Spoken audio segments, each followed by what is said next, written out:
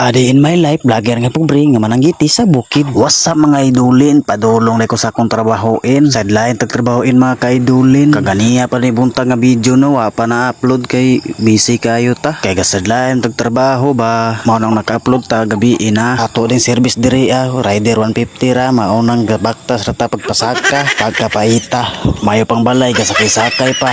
Kita ni gabaktas ra. Automatic naabot man ta, aw trabaho dayon ta. Banat tirada ba, magkogi lang gyud ta. Samtang napay lawas ikatrabaho diring dapita. Kutob sa makaya. Kining trabaho anad na kayo ta. Kay mao na akong trabaho sa una. Bisag unsa nga trabahoin, ako nga katiguhin og ato ang kayanin bisag unsa kahaguin. Kay tinuod mo sunang giingon nila nga kunting tiyaga may nilaga. Dili kay sa ato ang nawong magpabaga.